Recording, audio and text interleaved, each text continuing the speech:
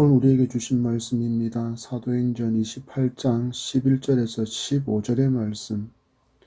혹한의 추위 넘어 봄을 바라보는 성도라는 제목으로 하나님의 말씀을 받겠습니다.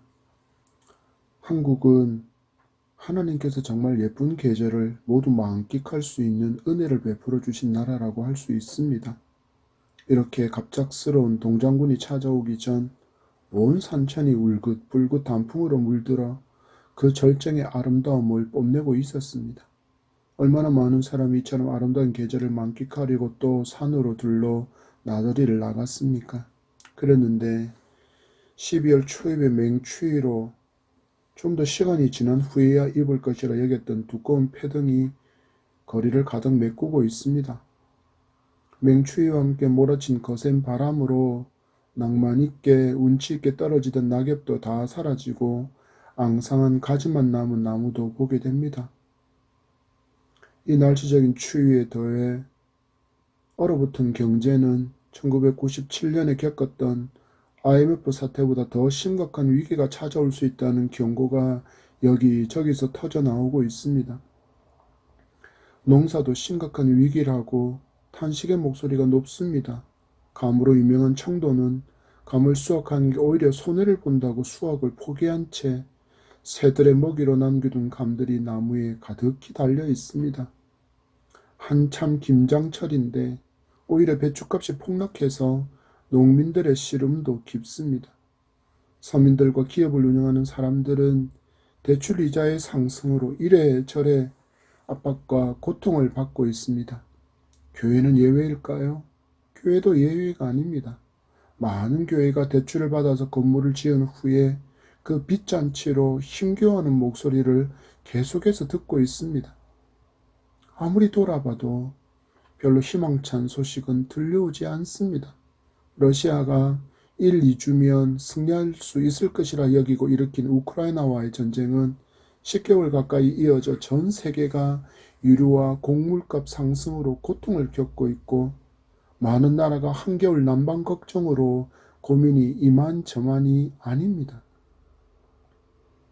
이처럼 개인적으로 만나는 삶의 폭풍우와 함께 내 기대와는 상관없는 주변에서 몰아치는 거센 강풍에 마치 우리는 대양에 떠있는 작은 돛담배처럼 이리저리 나부끼는 그런 상태입니다. 마치 위태한 살얼음판을 걷고 있다고 할 수 있는 이 시대입니다. 과연 우리는 이 시대 성도는 어떤 마음가짐으로 몸과 마음을 움츠리게 만드는 시련의 계절을 살아야 할지 우리 말씀 가운데 교훈받고 소망과 희망을 회복하는 은혜 풍성한 주일 예배가 되기를 축복합니다. 우리 지난 금요일 자정 넘어서부터 거의 뜬 눈으로 지샌 분들이 많으시지요. 거의 포기하고 있었던 월드컵 16강이라는 즐거운 소식이 들려왔습니다. 세계적인 축구 강국인 포르투갈과의 경기에서 거둔 2대1 역전 승리하는 결과를 모두 아실 것입니다. 많은 국민이 참 힘겨워하는 시기에 잠시나마 시름을 잊게 만드는 소식이었습니다. 가만히 인생을 돌아보면 인생이 뭔가 크고 거대하고 놀랍고 위대한 일이 내게 일어나서 삶이 이어지는 것이 아니라 작은 일이지만 소소한 기쁨을 주는 일들로 채워져 삶이 돌아간다는 것을 깨닫게 됩니다. 여러분, 어린 손주의 재롱에 또 하루의 무거움을 할머니와 할아버지는 내려놓지 않습니까? 부모 역시 마찬가지로 자녀의 작은 사랑 고백에 삶에 지친 무거움을 툴툴 털어버리고 그래 이놈들이 있어서 내가 살지 하며 또 잠자리에 들게 되지 않습니까? 이러한 소소한 작은 기쁨이 우리를 살게 하지만 정말 탄식밖에 없는 상황을 남은 거라고는 탄식밖에 없는 상황을 마주하면 절망의 늪에 빠져 허우적거리는 일이 우리에게는 늘 있습니다. 인생의 혹독한 겨울이 온 것입니다. 이제는 아무런 소망이 없다라고 말하는 그때가 온 것입니다. 내게 붙어있던 그 마지막 잎새마저 떨어져 앙상해진 나무와 같은 나를 마주했을 때 우리는 무엇을 붙들어야 할까요? 오늘 12월 첫 주일 우리는 바울과 함께 사도행전의 마지막 여정을 마주하고 있습니다. 로마의 복음을 전하라는 하나님의 명령에 따라 죄수가 되어 로마로 가는 바울의 여정을 보십시오. 이미 소망이 꺾어지는 일이 계속 일어나고 있음을 볼 수 있습니다. 그의 삶을 보십시오. 예수 구원의 복음을 전했다고 감옥에 갇히고 약식 재판 결과 무죄가 증명되었음에도 여전히 죄인의 신분에서 벗어나지 못하고 착고가 채워진 채 죄수들과 함께 로마로 끌려갑니다. 그것도 편안하게 갈 수 있었습니까? 아닙니다. 죄인의 신분으로 끌려갔습니다. 가는 길에서 유라굴로라는 이름의 광풍을 만나 죽음의 위기도 마주했습니다. 살아남았지만 젖은 몸을 말리기 위해서 피운 불에 던져내려던 나뭇가지에 숨어있던 독사에게 물리기까지 합니다. 말 그대로 제대로 된 한파의 인생의 겨울을 바울 또한 만나고 있는 것입니다. 이처럼 인생에서 한겨울 강풍을 만났을 때 성도는 어떻게 해야 할까요? 먼저 인생의 한겨울 광풍은 누구에게나 있는 당연한 일이라는 것을 인정해야 합니다. 그렇지 않으면 우리는 원망을 멈출 수 없습니다. 왜 나만 이런 고난을 겪느냐고 우리는 원망할 수밖에 없습니다. 처음 사람 아담의 범죄 후 모든 아담의 후손인 인간은 저주의 인생, 하나님으로부터 관계가 단절된 영적인 죽음이라는 저주를 받습니다. 남자는 부양의 의무와 종신토록 땀 흘려 수고하는 삶에 대해서, 여자는 해산의 고통이 더해지는 것과 남자를 섬겨야 하는 삶에 대해서 자연도 저주를 받아 엉겅퀴와 가시덤불을 내게 되었습니다. 우리 예수님이 오셔서 구원의 길을 열어주시고 하나님과의 깨어진 원수의 관계가 회복되었지만 여전히 주님의 재림을 통한 완전한 구원이 완성되지 않았기에 이 저주는 유효합니다. 많은 사람이 예수님을 자신의 구원자로 믿은 후에 그 믿기 전에 받았던 고난과 고통에서 벗어난 형통한 인생을 꿈꾸지만 이건 천국에서 마주할 삶이라는 것을 알아야 합니다. 그 어느 누구도 이런 고난에서 벗어나지 못한다라는 것입니다. 우리가 당하는 고난은 당연히 찾아온다는 것입니다. 단지 사람마다 마주하는 모양과 색깔, 무게가 다를 뿐입니다. 이것을 인정해야 우리는 원망을 멈출 수 있습니다. 여러분, 우리 주님의 삶을 살펴보십시오. 머리둘 곳조차 없는 삶을 사셨습니다. 백성들을 살리고 먹이고 고치고 가르치고 천국 복음을 전해주셨지만 결국 백성들에게서 돌아온 것은 십자가에서 처절한 고통과 죽음을 맞이하는 것이었습니다. 우리 예수님이 누구십니까? 참 하나님이셨습니다. 그러나 또한 참 인간이었기에 인간이 당하는 모든 고난을 경험하신 것입니다. 어릴 적 육신의 아버지 요셉을 먼저 떠나보내는 슬픔을 경험하셨습니다. 그리고 맏아들로 엄마와 남겨진 동생들을 부양하기 위해서 열심히 노동의 수고도 하셨습니다. 그리고 하나님의 메시아로서 공생애를 시작하시지만 머리둘 곳도 없이 3년의 시간을 하나님 일에 매진하셨고 십자가의 죽음 부활로 그 사명을 감당하셔야 했습니다. 인간이셨기에 이 고난에서 벗어나지 못했습니다. 오늘 말씀에 등장하는 바울은 또 어떻습니까?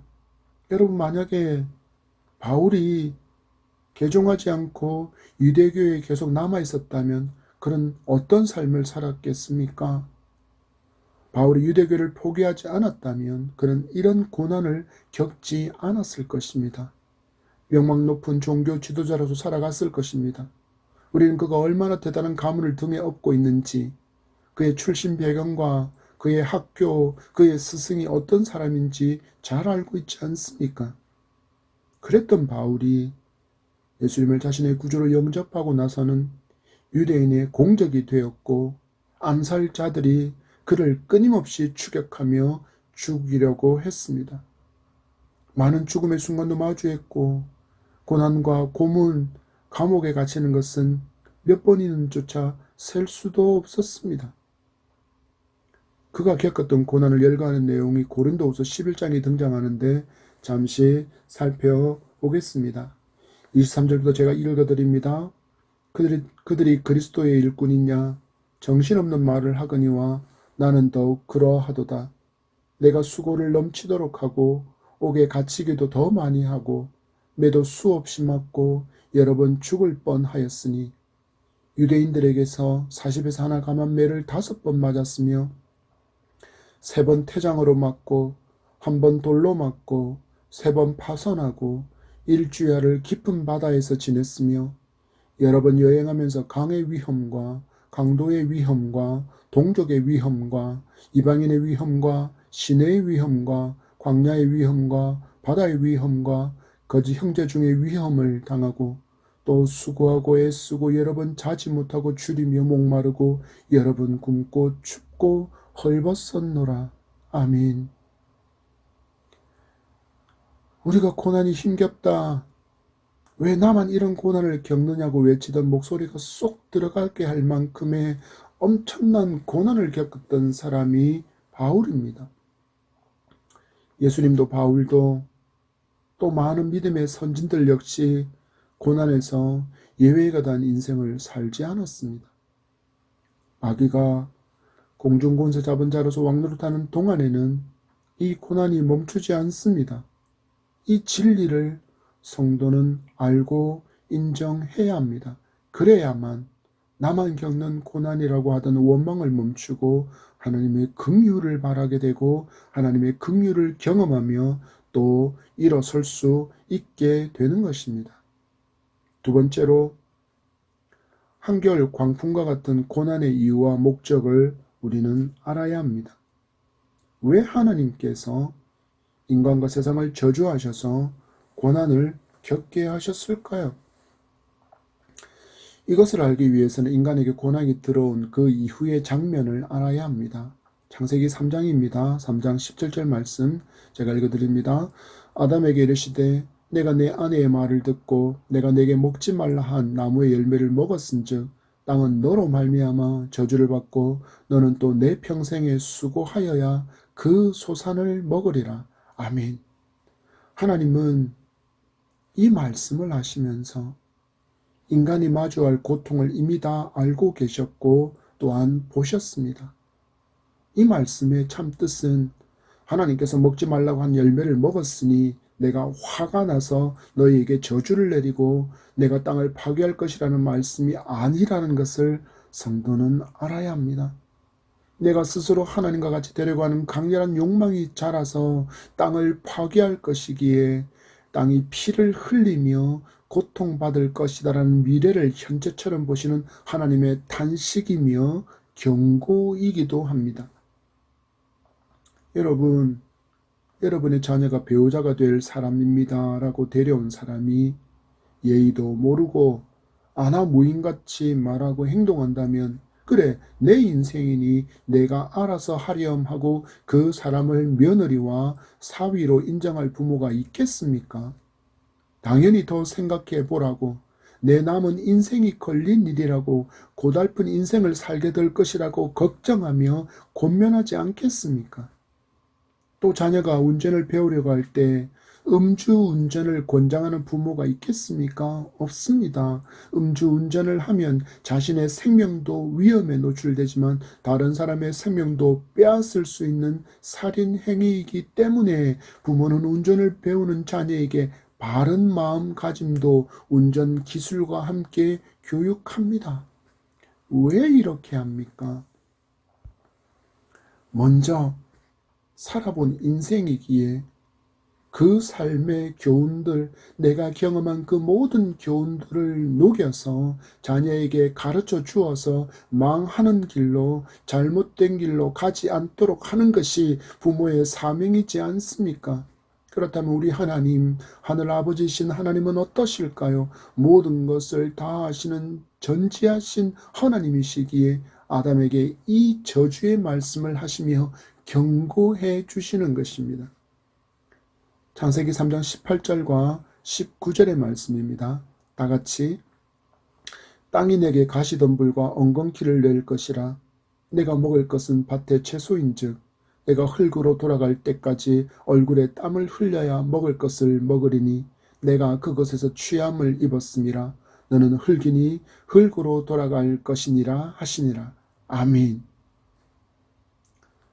땅이 저주받은 결과로 사람은 땅을 일구어야 먹을 것을 얻을 수 있는 수고가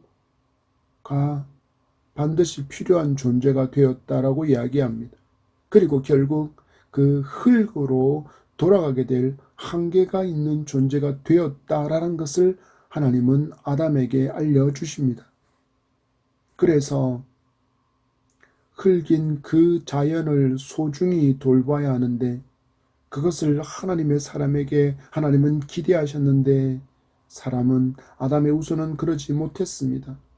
좀 더 편리하게, 좀 더 많이, 좀 더 빨리, 좀 더 풍요롭게를 외치며 아담의 후손들은 무분별한 개발로 인해서 자연이 그 질서를 잃어버리게 만들어가고 있습니다. 얼마 전에 한 TV 프로그램에서 지구온난화가 가져온 재앙에 대해서 알려주는 것을 보게 되었습니다.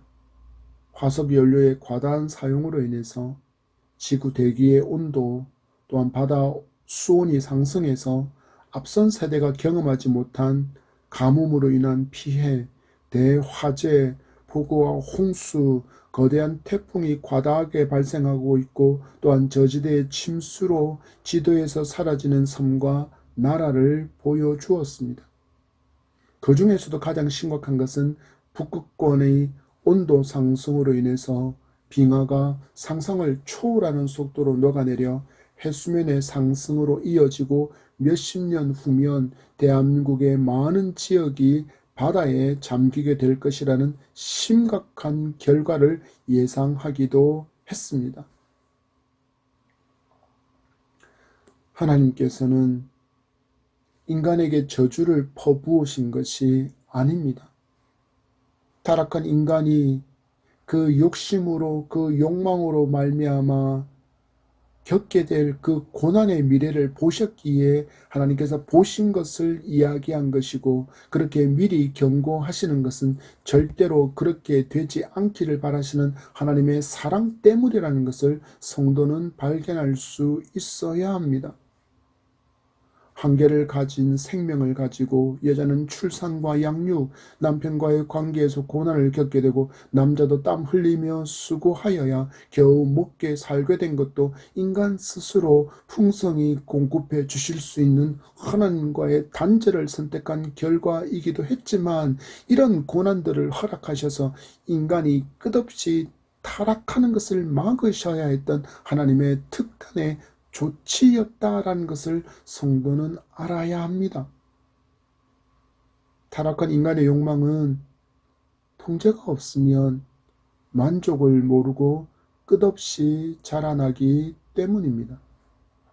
마치 누룩과 같이 그렇게 급속도로 퍼져버리는 것이 인간의 타락한 욕망이 가져올 최후이기 때문입니다.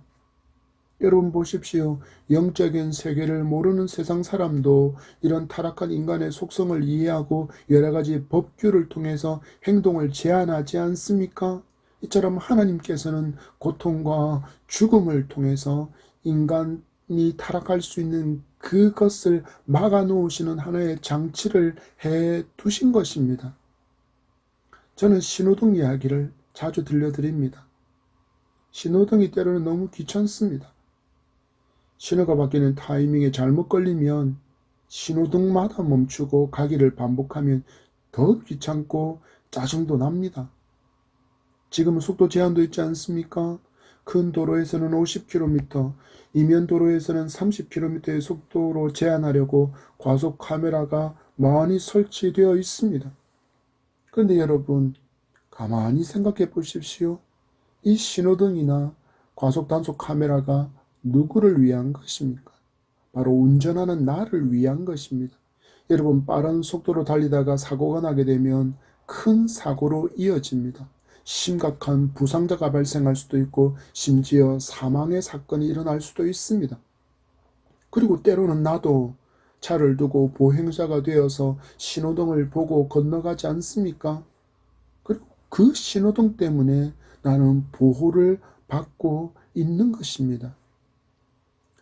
하나님께서 말씀을 통해서 한겨울 광풍과 같은 고난과 고통을 허락하신 이유와 목적을 발견하셨습니까?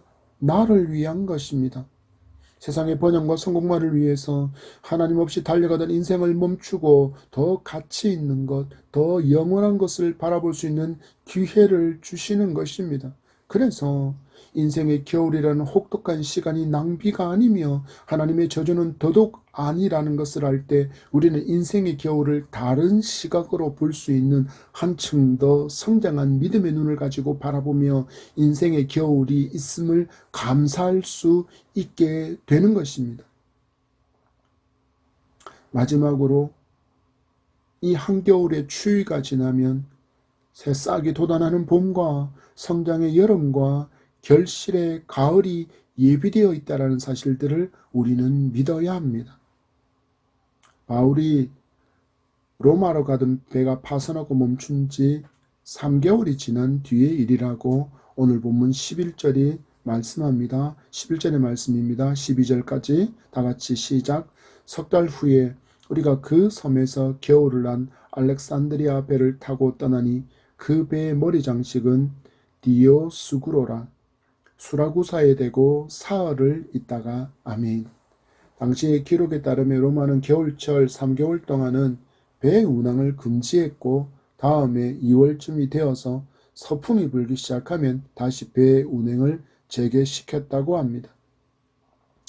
우리는 번갯불에 콩을 구워 먹듯이 무슨 일이든지 빨리 눈앞에 열매로 나타나기를 기대하지만 우리의 시간표와 하나님의 시간표가 정말 많이 다르다는 것을 우리는 인정해야 합니다. 여러분, 바울이 로마로 가는 길은 하나님의 꿈이었습니다. 하나님께서 바울에게 맡기신 사명을 완수하러 가던 길이었다라는 것입니다. 그럼에도 하나님께서 3개월의 시간을 멈추게 하신 이유가 무엇일까요? 바로 모든 것이 합력하여 선을 이룰 수 있는 시간이 바로 그때였기 때문입니다. 로마서 8장 28절입니다. 우리가 알거니와 하나님을 사랑하는 자, 곧 그의 뜻대로 부르심을 입은 자들에게는 모든 것이 합력하여 선을 이루느니라. 아멘. 그의 뜻대로, 하나님의 뜻대로 부르심을 받은 바울에게는 모든 것이 합력하여 선을 이루어야 했기에 그 시간을 하나님께서 인내하게 하신 것입니다. 그래서 성도는 잘 인내하며 기다릴 줄 아는 사람이어야 합니다. 그러나 마냥 기다리는 사람이 되어서는 안 됩니다. 하나님의 약속의 말씀을 붙들고 기다려야 합니다. 바울은 로마에 갈 것이라는 하나님의 음성을 들었습니다. 파선하는 배에서도, 광풍으로 깨어지는 배 가운데서도 그는 하나님의 음성을 들었습니다. 그리고 멜리데 섬에 3개월을 머무는 동안, 겨울 동안에도 하나님의 음성을 들었을 것입니다. 그 후의 여정도 보십시오. 그냥 순조롭게 일이 술술 풀리는 것이 아닙니다. 이어지는 13절의 말씀입니다. 거기서 둘러가서 레기온에 이르러 하루를 지낸 후 남풍이 일어나므로 이튿날 보디올에 이르러 아멘. 앞에서 말씀드린 것처럼 겨울철이 지나서 배가 운행할 수 있게 될 때에는 서풍이 불게 될 때여야 배 운행이 가능했습니다. 그런데 보십시오. 어떤 바람이 불었다라고 기록하고 있습니까? 남풍이 불었다라고 이야기합니다. 그래서 둘러가는 일도 생기고 남풍이 일어나서 이틀을 지체하게 되었다라고 기록하고 있습니다. 바울의 발걸음을 멈추게 만드는 일이 계속해서 일어나고 있는 것입니다. 누가 하고 계십니까? 누가 이렇게 바울의 발걸음을 멈추게 만들고 있습니까? 이 모든 것이 하나님께서 섬세한 손길로 하나님의 시간표 안으로 바울을 밀어넣고 있다는 것을 발견하셨습니까? 지금도 하나님은 우리에게 주신 혹독한 겨울과 같은 시련과 고난을 통해서 하나님의 시간 안으로 우리를 밀어넣고 계심을 믿으시기 바랍니다. 이 시간이 우리를 망하게 하고 절망을 주기 위한 시간이 아니라 합력하여 선을 이루게 하시는 시간임을 믿으시기 바랍니다. 이런 찬양이 있습니다. 주가 일하시니라는 제목의 찬양인데 가사가 이렇습니다. 날이 저물어 갈 때, 빈들에서 걸을 때, 그때가 하나님의 때, 내 힘으로 안 될 때, 빈손으로 걸을 때, 내가 고백해 여호와 이래. 주가 일하시네, 주가 일하시네, 주께 아끼지 않는 자에게 주가 일하시네, 주가 일하시네, 신뢰하며 걷는 자에게. 아멘. 여러분이 지금 마치 인생이 저물어가는 때와 같은 상황을 마주하셨습니까? 빈들과 같은 곳을 광야를 걷고 계십니까? 그때가 하나님이 일하시는 때라고 고백합니다. 내 힘으로 할 수 없는, 빈손에 대해 아무것도 없다라고 고백할 수 있는 그때가 여호와 이레를 경험할 수 있는 때라고 이야기합니다. 그때 하나님께서 나를 위해서 일하신다고 말씀하십니다. 주님을 향하여 아끼지 않는 그 삶을 살아가는 우리에게 주님이 일하신다고 말씀합니다. 하나님을 신뢰하며 무릎 꿇지 않고 일어서는 우리를 위하여, 또 믿음의 길을 걸어가는 우리를 위하여 주님은 여전히 일하고 계신다라고 찬양은 노래합니다. 지금 매서운 한파의 겨울을 통해서 여러분이 느끼기에는 모든 나뭇잎도 떨어져서 앙상하게 된 나 같지만 하나님은 지금 새싹이 돋아날 그 봄과 자람의 여름과 풍성이 열매 맺을 가을을 보고 계심을 믿으시기 바랍니다. 하나님은 일하십니다. 여전히 나를 위해서 일하고 계심을 믿으시기 바랍니다. 이어지는 14절과 15절의 말씀입니다. 다 같이 거기서 형제들을 만나 그들의 청함을 받아 이레를 함께 머무니라. 그래서 우리는 이와 같이 로마로 가니라. 그곳 형제들이 우리 소식을 듣고 아비오 광장과 트레이스 타베르네까지 맞으러 오니 바울이 그들을 보고 하나님께 감사하고 담대한 마음을 얻으니라. 아멘. 보디올에서 바울을 통해서 복음을 듣고 용기를 얻어야 할 사람들이 있었다라는 것을 말씀을 통해 볼 수 있습니다. 그런데 이들을 만나게 하신 것이 다름이 아니라 바울 자신을 위한 것이었다라는 것도 우리는 말씀을 통해서 알 수 있습니다. 그들과 함께 죽어야 할 땅 로마로 가게 되고 바울이 로마에서 만난 믿음의 형제들로 인해서 담대한 마음을 얻게 되었다고 말씀합니다. 죽음 앞에서도 감사할 수 있는 믿음의 담대함을 잃지 않았다라는 것입니다. 바로 합력하여 선을 이루는 일이 일어난 것입니다. 우리는 내일을 알 수 없는 존재입니다. 아니, 단 1초 뒤에 무슨 일이 일어날지도 전혀 모르는 존재입니다. 우리나라는 공산주의 북한과 총칼을 겨누고 있는 나라이지 않습니까? 그래서 휴전선 인근에는 많은 군부대가 주둔하고 있습니다. 그리고 거기서 복무하는 군인들 때문에 군부대 주변의 마을에는 많은 시설과 PC방, 식당, 찾아온 군인 가족들을 위한 숙박시설들이 있습니다. 분단 국가이니 마을에서 부대가 떠나갈 것이라고는 전혀 생각 안 하고 지금까지 지내왔을 것입니다. 그런데 점점 출산율이 감소하고 젊은 사람들의 숫자가 줄어들어서 예전처럼 많은 군대를 운영하지 못하는 상황이 되었습니다. 그래서 많은 군부대가 통폐합되고 있는데 강원도의 한 지역의 군부대가 통폐합으로 인해서 사라지게 되었습니다. 어떤 결과가 있었을까요? 마을이 붕괴하고 있습니다. 상권도 다 죽고 유동인구도 없고 언론의 표현에 따르면 유령 마을이 되었습니다. 이처럼 오늘이 계속 연장된 내일을 만나거나 더 발전하고 채워진 내일을 우리는 기대하지만 나의 의지와 기대하고는 전혀 상관없는 일이 끊임없이 우리는 인생에서 일어나는 것을 경험하고 있습니다. 이런 우리에게 하나님은 고난과 한계 그리고 결핍을 만나게 하셔서 전능의 창조주 하나님 아버지만을 바라보게 되기를 원하십니다. 그래야 인내하며 기다릴 수 있고 힘으로 도 절망을 이길 수 있는 삶을 살아갈 수 있기 때문입니다.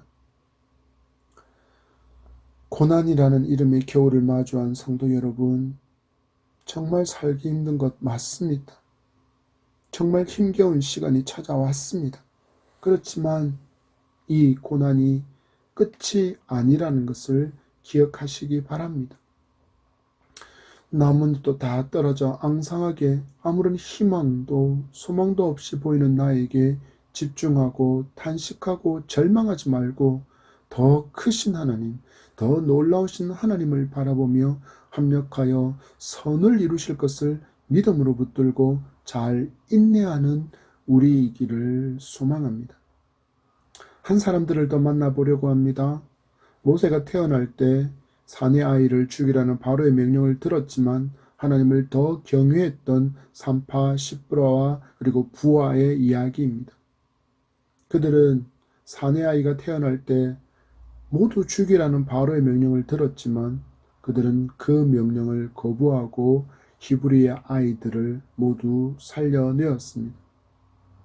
그들이 왕 앞에 섰을 때 그들은 지혜로운 대답으로 그들의 생명도 구원하게 되었습니다.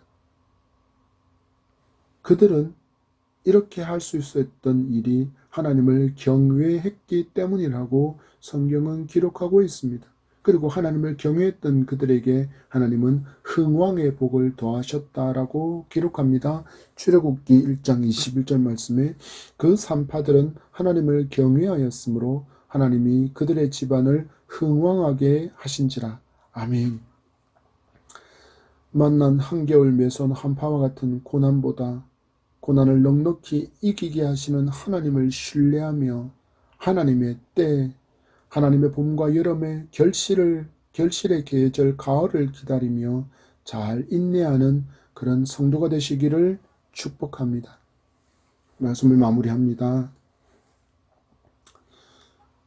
고난이 어찌 기쁘고 달갑겠습니까? 분명히 단어의 뜻처럼 괴롭고 어려운 시간입니다. 그렇지만 우리는 고난을 잘 이해하는 성도이기를 축복합니다.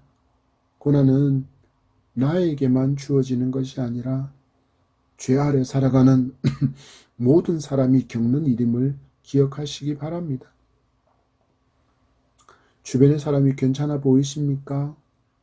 괜찮은 것처럼 보이지만 한꺼풀만 벗기면 나보다 더 큰 어려움과 고난을 겪고 있는 사람이 수두룩합니다.